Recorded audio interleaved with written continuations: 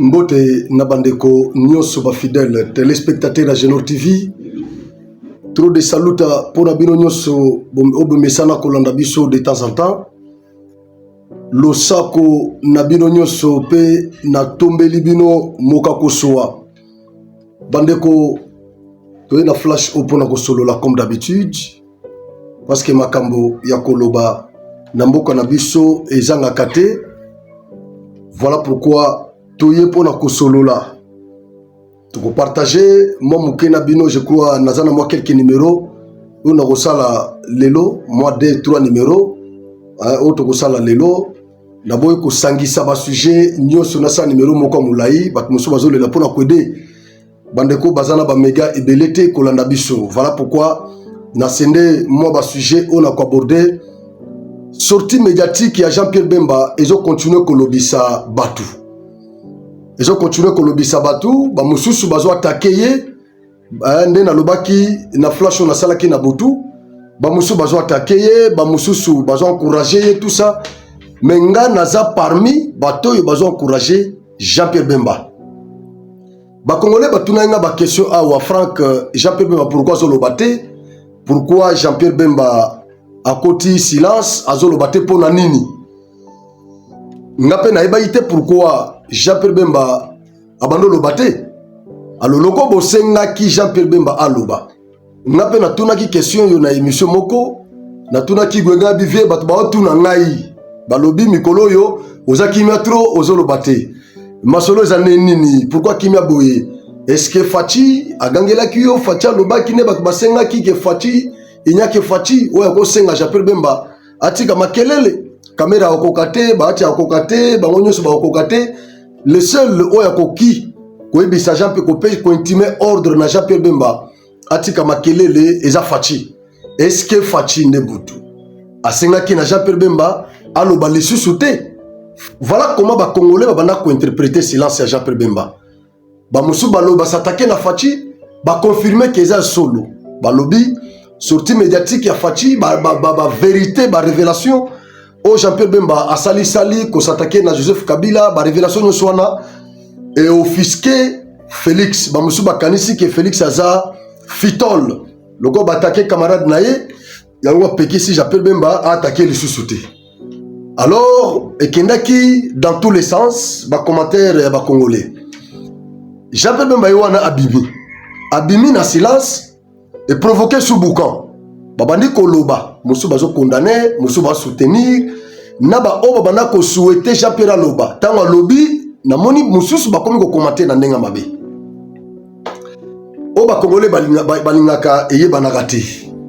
Mais na kati ya émission au Jean-Pierre Bemba sala ki lobby na Christian Lusakwenu.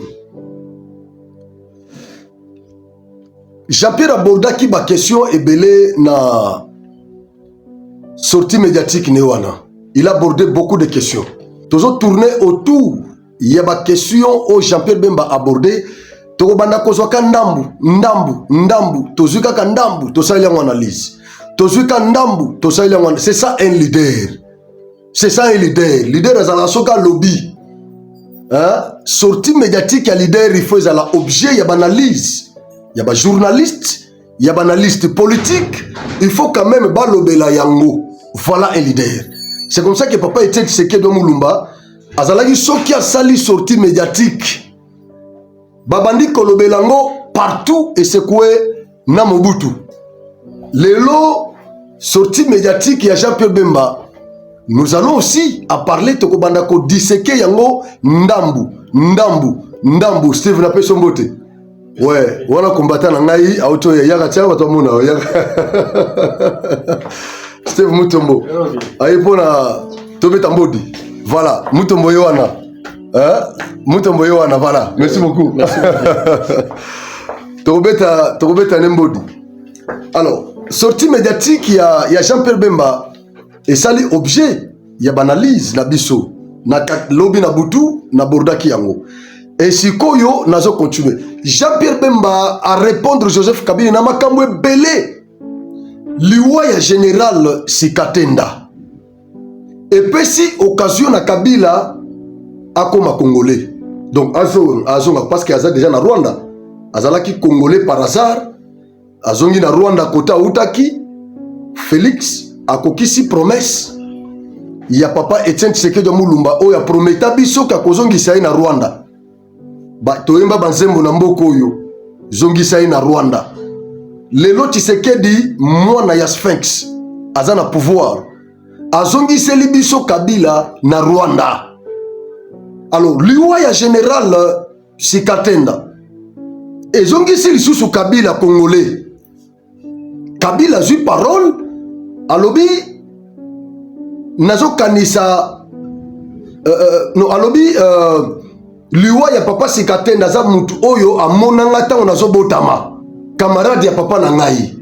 Et pourtant papa soi-disant papa na yoana azandeko na ngai. Makila ya Musée Laurent Désiré Kabila eza na kati na nga awa. Mais Joseph Kabila ata litanga nalobi bien ata litanga ya makila Kabila eza na kati na nga wote. Ata bino bato bola na ngai ba vrai ba congolais. Litanga ya makila Kabila eza na kati na bino te. C'est un Rwandais. Point barre. Il n'y a pas à ajouter là-dessus. Kabila était Rwandais. Point barre. On s'arrête là. Commentaire à ça les athées la nationalité à Kabila. Voilà. Alors, Kabila prend parole. Naliwa il y a général Sikatenda. Kabila a mis sanctifié. Kabila a lobby comme s'il était congolais.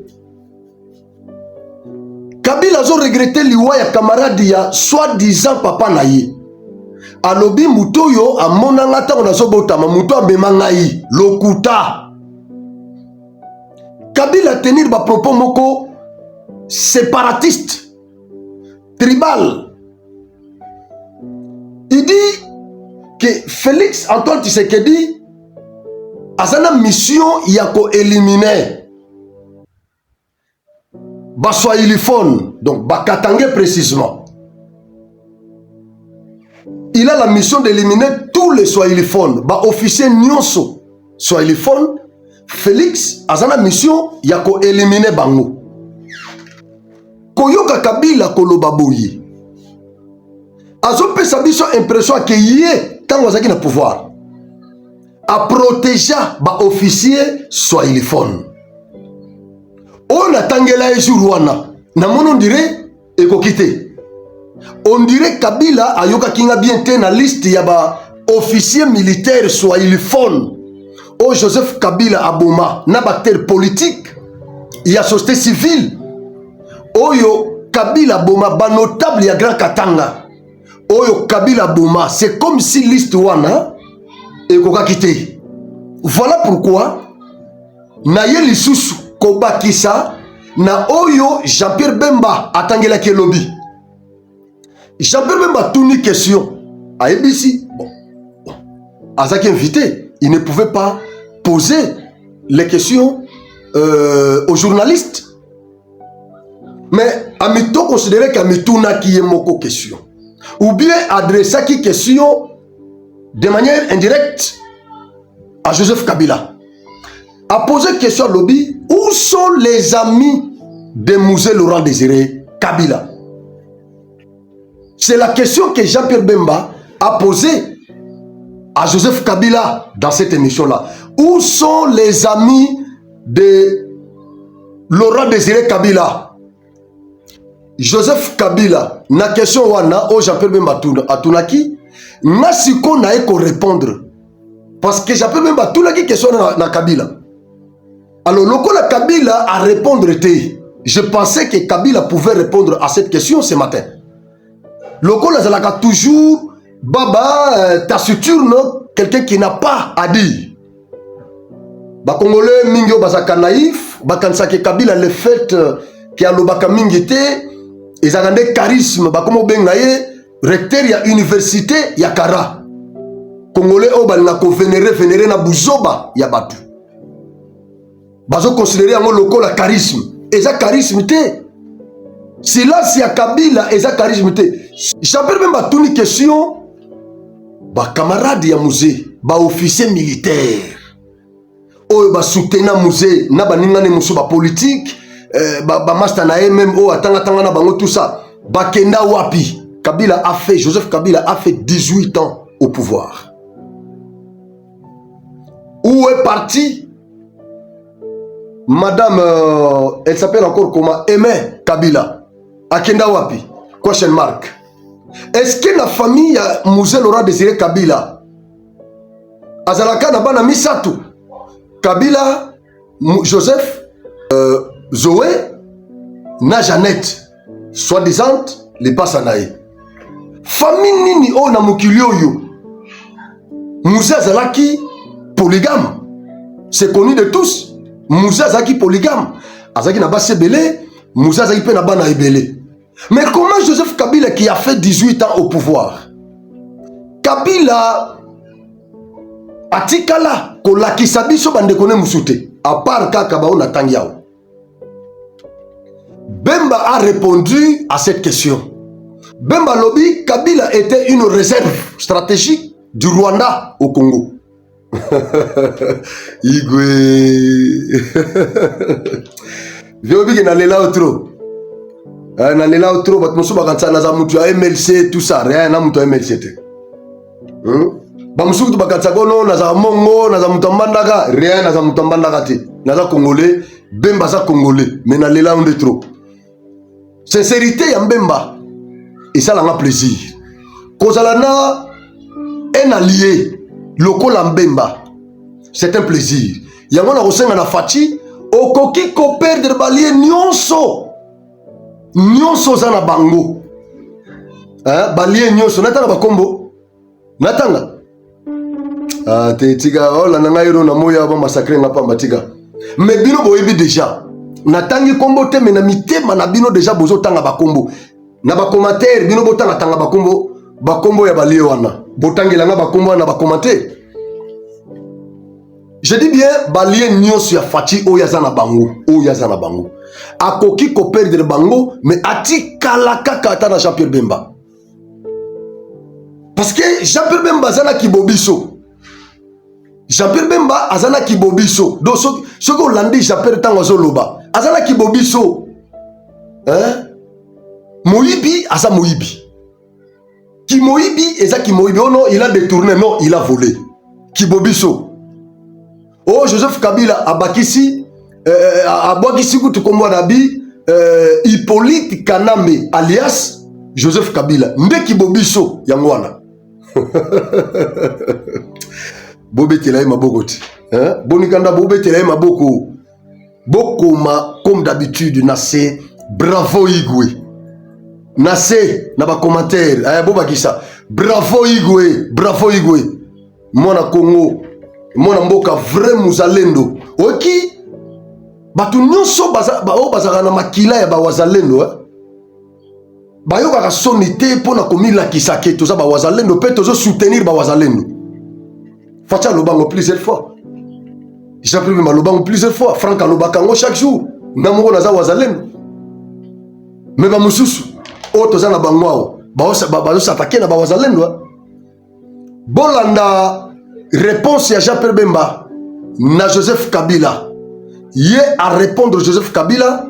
Ngai pe na ko répondre na question ya Jean-Pierre Bemba o etikali en suspense. Il a posé cette question à Joseph Kabila. Et réponse nango ezati.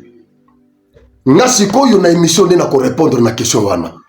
Nagotanga ba officier militaire ba mi ya Joseph ya Moussé Laurent Désiré Kabila au Kabila a éliminé du temps. Et ça, vous savez que c'est la justification du régime de Kigali, c'était pour soi-disant payer l'effort de guerre qui avait été mené pour chasser Mobutu en 7 mois. La RDC a payé 66 millions de dollars par mois. Absolument. Pendant 18 ans. Pendant 18 ans.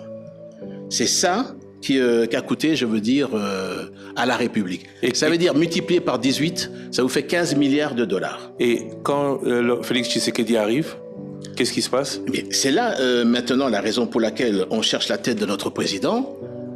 Lui a dit que non, ça ne peut pas continuer comme ça. 66 millions de dollars par mois. Lui a dit non, ça ne peut pas continuer comme ça. Et c'est une des raisons pour laquelle on lui fait la guerre. On lui fait la guerre à notre pays. L'objectif, dans tous ces objectifs qu'il était en train de mettre en place, c'était également la balkanisation du pays. C'est ce que son chef, le commandant suprême de l'armée de Hippolyte Kanambe, lequel lui appartient, c'était également organiser la balkanisation du pays. Mais là, il n'a pas réussi. Parce qu'il s'est trouvé face à un peuple qui veut rester uni et qui ne veut pas être divisé. Qu'il est aujourd'hui ce peuple? Non, ce peuple ne veut pas être divisé. Que le Nord Kivu et le Sud Kivu, qui sont maintenant envahis par les troupes rwandaises, vous interrogez les populations là-bas, ça ne les intéresse pas. Elles rejettent cette armée. Et vous voyez l'action des Wazalendo, courageux, dont je veux rendre hommage, sont en train de défendre leurs terres. Mais aujourd'hui, vous dites, j'accuse Joseph Kabila de vouloir... Et d'autres. Qu'est-ce qu'a fait Joseph Kabila? Quelle preuve avez-vous récente de l'action de Joseph Kabila pour déstabiliser la République et s'en prendre à la personnalité du président de la République? Alors, ce que je voudrais continuer à dire, c'est que l'objectif également, le quatrième objectif, c'était de pouvoir coloniser notre pays et rendre ce peuple dans un état d'esclavage. Le contrôle total pour organiser le pillage. S'il fallait tuer, on tue. S'il fallait massacrer, on massacre. Et d'ailleurs, l'ensemble de ces personnes qui ont été assassinées, lorsqu'on parle de Tchebeya, de Ndala, lorsqu'on parle de Rossi, de Mukendi, de Thérèse Kapangala, lorsqu'on parle de certains officiers qui ont voulu s'opposer à un moment donné, Baouma, lorsqu'on parle du général Baouma, le général également Mbouza Mabé, le général Mamadou Ndala, là-dessus. On les a tués. Lorsque un peuple se levait, comme le peuple du Congo, en 2007 du Congo central, c'est 800 personnes qui ont été massacrées parce qu'ils ont voulu se lever contre ce régime. Je ne vous parle pas de la marche de Tingi Tingi. Au début, on parle de 200 000 morts, Hutus, massacrés. Ne parlons pas au niveau de Mbandaka. Donc c'est un régime qui a commis des massacres. À Maluku, il y a plus de 4 fosses communes. Parce qu'en fait, dans la tête de Hippolyte Kanambe, et certainement de l'armée où il est issu, c'est de penser que parce qu'ils ont chassé le président Mobutu, la RDC est devenue leur butin de guerre. C'est ça la philosophie qu'ils ont. Et il ne conçoit pas aujourd'hui, il ne comprend pas aujourd'hui que ce pays appartient aux Congolais. Et qu'il y a eu un homme, et il y a un homme qui s'est levé, qui est le président de la République, Félix Tshisekedi Tshilombo, qui a dit halte à tout ça. La RDC ne continuera pas à être une colonie et les habitants ne sont plus les esclaves du régime rwandais. Quand je dis que Hippolyte Kanambe est un agent envoyé, laissé dans l'histoire de ce pays par l'armée rwandaise, dont le chef, le commandant suprême est M. Kagame, cette mission est celle-là. Et si aujourd'hui, il revient sur le terrain, c'est parce que son chef, son commandant suprême, Paul Kagame, lui a dit « Moi, je ne pourrais certainement plus rester dans le pays avec les accords que nous sommes en train de signer. C'est à toi maintenant que je donne ordre de pouvoir retourner là-bas et faire ce qu'il y a à faire. » Mais il doit comprendre à qui il y a Hippolyte Kanambe. Je crois Bolandi, coup de bec, il y a Jean-Pierre Bemba. Gombo, Igwe, Azamwana Kongoe, Azamwana Kongoe. Non, j'aime bien cet homme. Franchement, je l'aime. J'aime bien cet homme. S'il y a des politiciens que moi j'ai toujours adoré, j'ai toujours aimé, Jean-Pierre Bemba fait partie. Parce que Jean-Pierre Bemba a me comporté le corps Mongo, il y a solo. Le corps Mungala, il y a solo. Sans gants. Soka Lingyo Loba, sans gants. Sans gants. Jean-Pierre Bemba Tangi, quelques officiers militaires, quelques généraux, colonels, Oyo, Joseph Kabila Aboma. Et la plupart, il y a des colonels, des officiers, Baza Baswahili. Même liste on a nango, na otanga awa. La plupart Baza Baswahili. C'est que Moutiali Bosso, Oya Boma Baswahili est belé. Et ça, Joseph Kabila. Félix, le problème, là, Izanine. ebele ya ba officier baza na ba prison na biso na ndolo précisément. Soko landi mingi baza ba oyo baza impliqué na batata. Baza impliqué na trahison na est. Baza impliqué na makambo ebele ba coup d'état ba nini. Ebele je crois que même ceux qui Kabila ndaza qui place ya Félix alingaka poursuivre bango. Kabila zaki na pouvoir awa. Kulutu na ngai Edika Pen vieille isertano ya mwana. Edika Pen commandant ya 22e région militaire Grand Katanga ndo chapeauté Grand Katanga Edika Pen. Mutu ratana mupanga ya Kabila Edika Pen. Atika ina prison na loba ngo déjà malebele. Muluba ya bimisi ye.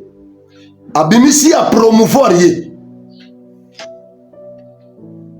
Joseph Atika ina prison. Aza ya famille ya musée. Donc Joseph fazana leçon ya kopesa biso te na makambo ya cohésion nationale. Kabila azana leçon o ya kopesa biso te. Na otanga liste ya nazana liste ya batu oyo ba officier militaire o Joseph Kabila Boma mokonzi na biso ya utokufa général Sikatenda azaki déjà mukolo, il était déjà affaibli. Azaki affaibli. Ouais. Nous avons le général Sylvestre Luecha.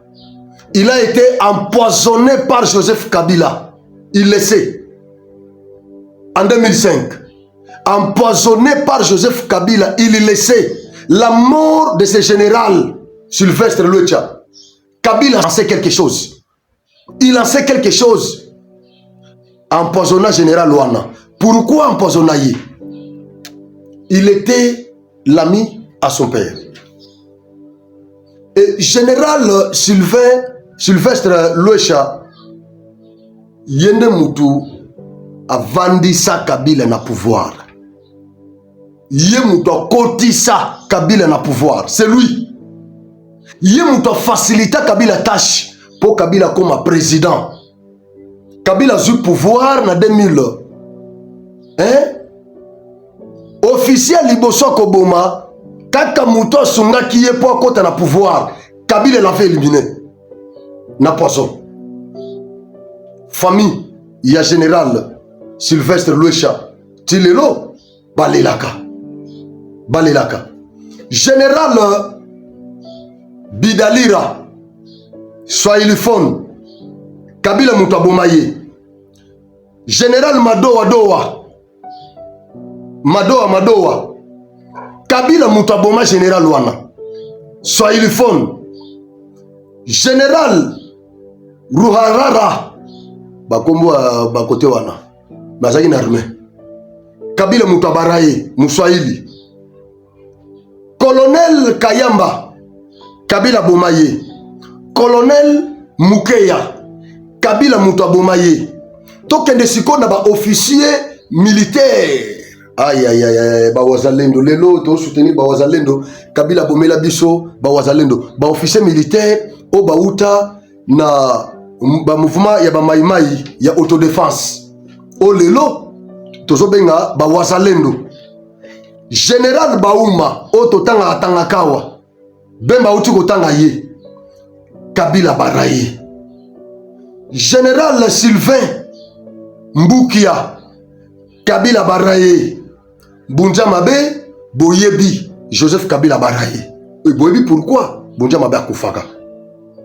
Général Agolowa, Kabila Mutabomaye. Colonel Mamadou Ndala, Kabila Mutabaraye. Colonel Mukeya, Kabila Mutabomaye. Colonel Moya, Kabila Mutabomaye. Colonel Major Kofi, Kabila Mutabaraye. Ba victime Moussou Basali, le quoi colonel Shuma Balumisa, Kabila Mutabomaye. Saddam, colonel Saddam. Pilipili, Kabila Mutabomaye. Général Kaimbi, Naibisa Bino Oya Sukawa. Na sale mission moko na pesa bino ba détail ya liwa ya général Kaimbi. Kabila moto aboma ba généraux wana ba officier militaire wana liste oyo eza exhaustive te eza na ba kombo mususu oyo ngai na bosani bino boko bakisa na ba commentaire ba officier militaire mususu ba kufata na ba famille na bino boko bakisa bango et na litani on a otu ko présenter bino la plupart ya ba officier baza ba Swahili donc Kabila zana leçon ya kopesa biso te Kabila zana Kabila n'est pas un modèle. C'était Rwandais, point barre. Alors, Azane Loko Yakobakisa et pas Nabisoté. Ce monsieur doit nous laisser tranquilles dans ce pays. Jean-Pierre Bemba Lobi, Kabila a réserve stratégique. Il y a Rwanda na Congo.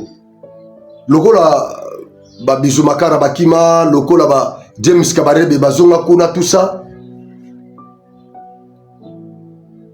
Rwanda lobby, Kagame lobby, bon yo, Zalaga Kuna zo pouvoir, le conseil sous pouvoir déjà, comme ça, au banda qu'on roulait pour Nabiso. Tout ce que Kabila a fait dans ce pays pendant toutes ces années qu'il était à la tête de ce pays, il l'a fait à l'intérêt du Rwanda. Kabila salate loko moko te na Congo oyo, na intérêt Nabiso. Oya salia on intérêt Nabiso, biso tozui. Sur 100%, tu bénéficies de 20%, 80% et que na poche nae, na 83 na yazu 40 que pas Kagame. Bema uto sala susu a corroboré. Makambo biso to révélation auto pesabino awa. To zola ngona Turquie. Tango Kagame akende pas Erdogan. Président turc. A posé une question et l'okoni ni yo Kagame na Félix bozo il est là. Parce que Erdogan, la relation na Félix, c'est un beau fixe. Yebi Sabiso et Loko Yozo et Nachisekedi. Kagame a présenté toute une litanie. Il y a un intérêt naye na Congo à Ouassou, Joseph Kabila. Oyo Félix a supprimé. Entre autres, 300 km. Oyo. Ils ont un accord à l'Émirat et puis bakor Mousso va signer à Joseph Kabila va reconduira clause wana na 300 km na espace congolais oyo Kagame Museveni bakoki ko exploiter 300 km. Félix prend le pouvoir à Boakisi biloko wana tout Moussou il y a 60 millions de dollars oyo Kabila banda kofuta Kagame na effort de guerre na ndenge ba soutenant Mzee Laurent Désiré Kabila pour renverser Mobutu. Donc départ ya Mobutu tilelo Rwanda lela kayango et pourtant l'alliance oyo mema Mzee na pouvoir Kagame zaki mon côté alliance wana zalaki Rwanda zalaki Uganda zalaki Burundi pas zalaki il y avait d'autres pays na gata alliance wana mais ba bazaki na tête za o misato. Mais Burundi a mis retira. Na babiloko wana. Ba avantage nyonso wana oyo babana gagner na Congo, Burundi a mis retira. C'est un pays voisin aussi comme le Rwanda. Museveni a koma mwa boyi. Banda ba condamné dans CIJ pour foutre biso, je crois 200 quelques millions de dollars. A pesandambu nde oyo et même si mutamba devant le procureur. Bakena condamniser ba victime ya Kisangani ndambo tikalaki ndeo muta malinga tonga nango prison. Ba condamna Museveni a quand même un peu refroidi. Mais Kagame ya zozo ngasimate aza toujours actif. Ya Dembeli kakana accord wana lemera bako kisaba article nyonso ya accord lemera.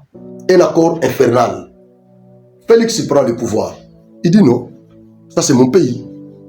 60 millions. Nous avons un budget minable. Mboko munene mbongo zoki na ba poche abatu. Toujours 60 millions to pesa yo. Pas question. Félix annulé yango. Kagame tomboki nde bitumba nyonso yo bozo mona. Lelo yo Tshisekedi. Azu courage ya ko dénoncer Kagame. Au lieu de Congolais comprendre parce que c'est tout ce que nous avons toujours cherché dans ce pays. C'est tout ce que nous avons toujours cherché dans ce pays. Biso toza lokola bana. oyo balingaka te komona papa na bango humilié et pas ya papa voisin. Imaginez boza na balabala moko, boza na bambasa na bino na parcelle voisine, boza baninga. Mais à un certain moment, bozo mona pena tata ya bambasa na bino wana ba voisin, azo ya kobeta papa na bino et pas na bango. Et pas na bino. A déplacer pesa limite abuki pena ya clôture mitoyen, abuki yango a poussi yango côté na bino. Papa zotala, bino bozotala. Et tant que telema, bakangi, babandi ko beta ba grand frère na yo. Yo za no zaleki. Papa kei, ba humilier papa, babwaki na mabele. Yo okosani. Okosani. Soko za mwana mwasi ko za makasa okebunda te. Oki mata otelemi musika, obandi ko finga ba mususu. Soko za mobali, okota pe bitumba. Yango tozana ba soldat na biso ba wazalendo, bazana front. Biso siko tozana lokola bana basi, o bazana makasi ya kokeno bunda te makofi. Mais baza forte na mbanga nde ba biso yo. Ba wazalendo numérique. Donc tozo affaiblir bango na mbanga. Entre ta ba wazalendo o bazana champ. Donner bazo kende ko beta bango. C'est ça ce que nous faisons. Et toko linga jamais quel que soit bouzo ba papa na biso ata melaka kuiti. Ata to kenda ko lokote na balabala na butu na sa kuiti. To me na parler mais na ko linga jamais. Voisin na biso abete langa papa a humilié papa na ngai. Toko somba bitumbo, c'est ce que nous faisons. O azana licheti atombolango, o azana manga a utiliser yango. Oyo pe azana mbongo a utiliser yango dans la police ou bien dans la parquet. Oyo azana makofi yo aza boxer a kene pe ko bagarre, c'est ce que nous faisons maintenant. Mais ce ko bino Sony. Bravo na wazalendo diplomatique. Bolanda vidéo ya wazalendo diplomatique. Thérèse Kaikwamba. Non. Thérèse Kaikwamba azapena kibobiso na kati na ye. Voilà pourquoi na ba émission nyoso to salaka, nous parlons toujours de la dame. Nous parlons toujours de la dame azana kibobiso na kati na ye. La dame azana kibobiso. Thérèse Kaikwamba. On parle toujours de lui, d'elle. Attends la lobby nini, je vais toujours parler d'elle. Bolanda vidéo wana. Le président Kagame s'est radicalisé parce qu'il a été incontrôlé et il n'a pas été tenu redevable par tous ses partenaires et par tous ses bailleurs pendant tant d'années. Nous sommes un pays qui a fait le choix de la démocratie, nous sommes un pays qui a fait le choix de l'alternance politique. Le Rwanda n'a aucune leçon à nous donner et surtout pas en essayant d'imposer sa volonté sur un pays souverain avec des armes. Le monde pose des questions sur comment est-ce que le Rwanda ait pu avancer si longtemps et comment est-ce que le monde a permis que le président Kagame se radicalise pendant tant de décennies. Bolandi, coup de gueule. Yakaikwamba wetu. Boko mananu bravo Kaikwamba. Boko ma bravo Kaikwamba. Boko ma bravo, bravo wazalendo diplomatique. Bravo Kaikwamba, boko mananu bravo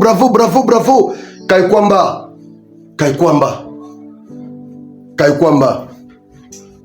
Qu'est-ce que la dame dit? Elle dit Paul Kagame s'était radicalisé parce qu'il était incontrôlé. Il a des mots, hein. Donc Paul Kagame, tout ce qu'il nous a fait ici, l'arrogance de Paul Kagame, l'ingérence de Paul Kagame, le velléité expansionniste, hégémonique de Paul Kagame qui était mis en exergue ici, tout ça, tout ce que nous avons déploré dans les chefs de Paul Kagame, c'est le Kaikwamba, c'est parce qu'il était incontrôlé. Parce qu'il était incontrôlé. Parce que celui qui était ici était sa marionnette. Kabila, sa marionnette. Alors qui pouvait contrôler Paul Kagame? Qui pouvait dénoncer Paul Kagame, s'arroger le courage de dénoncer Paul Kagame sur l'échiquier international. Qui? Il s'appelle comment? Pendant 18 ans, il n'y avait personne. Qui pouvait parler de Paul Kagame sur l'échiquier international? Qui là? Il n'y avait personne. Parce que celui qui était ici comme notre commandant en chef, il était sa marionnette. Il était sa marionnette. Et donc, on ne pouvait pas parler de lui. Voilà pourquoi il s'était arrogé beaucoup de pouvoir. Il s'ingérait dans nos affaires. Sans inquiétude, il pouvait se réveiller le matin comme ça, il intime l'ordre à ses troupes d'aller tuer au Congo, verser le sang des Congolais. Il n'y avait aucune personne qui pouvait s'arroger l'audace de condamner Paul Kagame. Il n'y en avait pas. C'est pourquoi Jean-Pierre Bemba l'a dit. Il dit que Kabila n'a jamais condamné, n'a jamais dénoncé ce que Kagame fait en RDC. Et même quand il aborde la question, c'est de manière superficielle, imprécise. Est-ce qu'il l'a déjà fait comme Félix le fait? Est-ce qu'il l'a déjà fait comme Jean-Pierre Bemba le fait? Il ne l'a jamais fait. Clairement comme ça. Tic au tac, Bambodi. Asalangote. Asalangote. Kaikwamba dit. Kai Kagame était incontrôlé. Mais aujourd'hui, Kagame est contrôlé. Zambi wani, Zambi wani, Zambi wani, Zambi Mungu wangu, Mungu wangu. Mungu wangu. Ah, Kagame est contrôlé. Mouvement Nyosha Kagame est contrôlé na Occident. Ba partenaire ya Kagame wana ndeba komi kolona mouvement na ye. Yango mona komo bata manasima Kabila. Sorti ya Kabila o eza blagité. Basi ba préparer yango déjà Kagame alobi non non. Bato basi batimbelinga déjà. Autrefois j'étais pas contrôlé, mais aujourd'hui je suis contrôlé. Alors yo yaka zoma solo, tu prends les devants. Comme ça moi je vais te soutenir. Ils vont maintenant parler de toi en tant que Congolais. Alors, les gens ne parlent pas encore de Paul Kagame. Il n'y a que Kabila qui est dans le nom de Kabila qui est dans nos bouches. C'est ça le stratagème de Hitler rwandais. Mais nous allons toujours parler de lui. Nous allons toujours l'attaquer. Nous allons toujours le dénoncer. Autrefois, Kagame était incontrôlé, mais aujourd'hui, avec le régime de Tshisekedi, Kagame est contrôlé. La dame dit, Kagame n'était pas tenu redevable par tous nos partenaires pendant autant d'années. Tout ce que Kagame a fait dans notre pays, il n'était pas tenu redevable, responsable. Il pouvait rendre compte à qui? À qui? Parce qu'il tuait ici, il pillait ici et il s'enrichissait. Il enrichissait aussi l'Occident. Et c'était ces Occidentaux-là qui les subventionnaient. Mais aujourd'hui, Kagame peut, devant Donald Trump, rendre compte de ce qu'il fait en RDC. Devant le Conseil de sécurité des Nations Unies. Pendant la session de l'Assemblée générale, Kagame peut aujourd'hui rendre compte de tout ça. C'est déjà quelque chose. Aujourd'hui, Kagame peut faire une émission et il s'attaque à Félix. Il est traite de vendeur de pizza. Et donc, il commence à parler. Kagame, aujourd'hui, il peut parler. Nous pouvons facilement découvrir ce qui est en lui et ce qu'il conçoit contre la RDC. Grâce à Tshisekedi. Grâce à lui, il est contrôlé. Sous Kabila, Kagame n'était pas contrôlé. Mais sous Tshisekedi, Kagame est contrôlé. Sous Kabila, Kagame n'était pas tenu redevable. Mais sous Tshisekedi, Kagame est tenu redevable. Bobetela Tshisekedi maboko di. Bobetele maboko. Bobetele maboko. Bobetela ye maboko. La dame dit, elle pose la question, dit, le monde se pose la question de comment est-ce que le Rwanda ait pu avancer si longtemps comme ça. Pourquoi le Rwanda est parti très loin, comme ça, sans qu'il y ait une résistance, sans qu'il y ait quelqu'un qui pouvait arrêter ces élans. Mais aujourd'hui, sur Tshisekedi, nous avons quelqu'un qui a pu arrêter les élans de Kagame. Il ne sait pas aller plus loin aujourd'hui.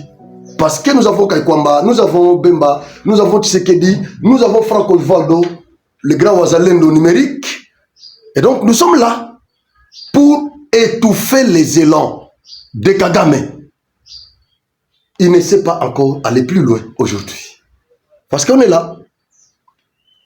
Bobete la biso maboko dit, Bobete la biso maboko. Bobete la biso maboko. Bandeko, nous devons nous souder. Nous devons vraiment nous souder pour sauver ce pays. À part Congo, j'ai toujours estimé que nous n'avons pas une autre patrie. Nous n'avons que ce Congo pour patrie. Nous devons nous battre pour laisser l'histoire, pour sauver ce Congo. Pour sauver ce Congo, nous devons nous battre. Ne suivez pas Baselera, Loko, Bapero, Luara. Oh, yo bakomi ko brandir discours ya Kabila na Nanga. Il y a discrimination, il y a rondofone, il y a swahiliphone. Pourquoi discours wa nezo bimakaka lelo? Pour nini? Babandaki na tribalisme, ya bikolo mususu ya baluba contre bikolo mususu, balongo kuna na tribalisme, sikoyo aba komi na victimisation ya baswahili. Pourquoi sikoyo baye ko circonscrire yango kaka na espace wana? Ils savent ce qu'ils font. Bino bande kona biso bikolo musu ba province mususu. Bozua discours wana te. Il y a quelque chose de très dangereux derrière. Tribalisme sili, awe comme victimisation, baswahili. Pourquoi bazo lobela ba officier militaire ya Mbandaka o baza na prison te. Ba officier militaire ya Bandundu, ya ba Congo o baza na ba kachote. Ba officier militaire ya Baluba o baza na kachote. Mais ba komi côté le melaka ba officier militaire ya baswahili. Mais na ebisa kibino awa na sala ke mission moko na ebisa kibino. Nous sommes dans un régime semi-présidentiel. Le président partage les pouvoirs avec le Parlement qui est bicaméral. Au Parlement, nous avons, dans la chambre basse, nous avons un bureau qui est chapeauté par le président Vital Kamerhe qui est de l'espace Grand Kivu, donc swahiliphone. Dans la chambre haute, nous avons un autre swahiliphone du Grand Katanga. L'exécutif aussi qui est bicéphale. Chef de l'État, il est de l'espace Grand Kassai. Premier ministre de l'espace Zakongo. Vous prenez même directeur de cabinet, président de la République. C'est un swahiliphone. L'armée est chapeautée par un swahiliphone du Grand Katanga. Alors, qu'est-ce que vous dites? C'est une manipulation. Il n'y a pas de swahiliphones qui sont marginalisés ici. Discours wana bazo tenir yango bazo lo ba swahiliphone de manière générale pour bazo insérer na ba rwandophone ba tutsi rwandais na kati wana. Voilà pourquoi discours ya lelo ezakaka ba swahiliphone baza marginalisé, bazo victimisé, o bazo boma bango, bazo éliminer ba officier na bango, bazo éliminer ba toto ya espace swahiliphone, tout ça parce que na kati kuna barwandophone badembeli babatami nakati babatami na sima baswahili na biso ya Congo awa. Tozo déplorer le fait que baswahili na biso baza na ba institution minene au lieu bazo pe courage ya ko attaquer langage wana bazo lobela ngote mais na sima na bango barwandais bazo batama batona bazo yela biso barwandais nde ba changer narratif. Tozana bino, nous allons commencer à vous dénoncer. Ingeta, likez, commentez, partagez comme d'habitude. Merci beaucoup.